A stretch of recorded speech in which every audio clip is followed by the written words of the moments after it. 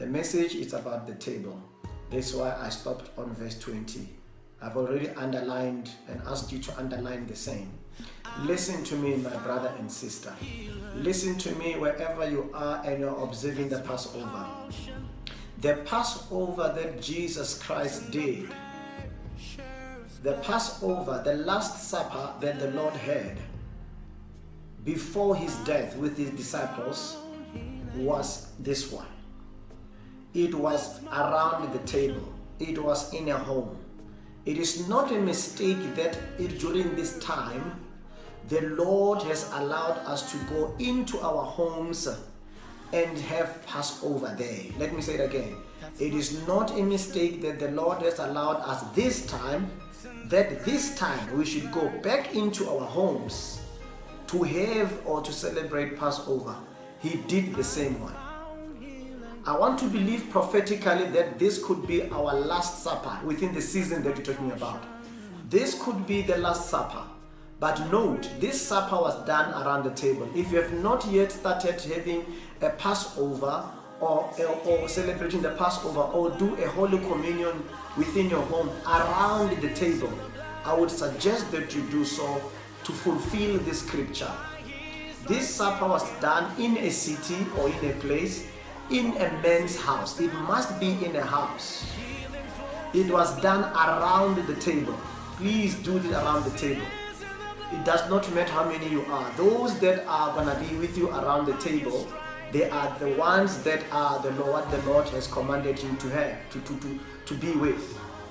So do that, because the next stage is come.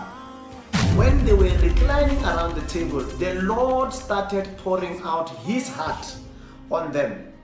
This is the point where Judas was told that he was going to betray. It is not about the betrayal, beloved. Please note this. It is not about the betrayal of Judas, which I'm reflecting today. It is about that Jesus Christ used the table to communicate not so good news to his disciples, those that he loved. Remember, Judas was a disciple. So Jesus Christ could have told him during the time when they were going around Jerusalem, Galilee, Nazareth, everywhere where they were going and preaching, Samaria. He did not tell Judas about this bad news along the way. He waited for the sitting around the table. The table is used as a place where family gathers around, especially during supper. Then we talk, then we ventilate, we speak our hearts out.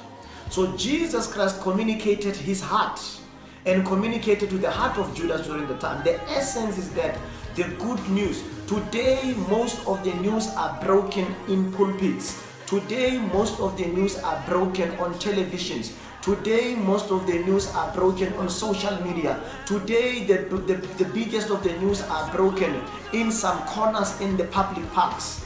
Jesus Christ did not choose that method. He chose to break such news in a place which was more secured. The table is a secured place. That's where heart to heart can be shared. 2.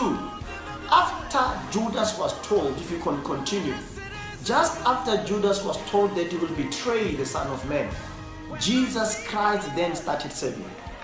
He did not wait for another good news, a feel-good moment.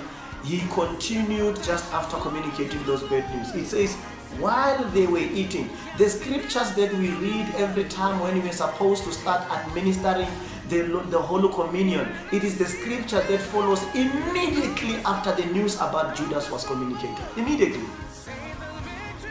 While they were eating, that's on verse 26. After they finished eating, then Jesus Christ continues around the same table. It was not another one. Jesus Christ breaks another bad news. Breaks the news that they will all leave him. And Peter tried to defend that I will not. And he was the one who invites a prophecy that you will even deny me before. May the Lord bless you. Let us know that the table is the place where we can be safe. The Lord is giving us another opportunity for us to consider the communion within the season of the prophetic. Perhaps this one could be the last time that we are asked to push back into our houses and to have the communion, to celebrate Passover. This could be the last Passover. This could be the last supper. May the Lord bless you. In Jesus' name, amen. Bless you. That's my portion.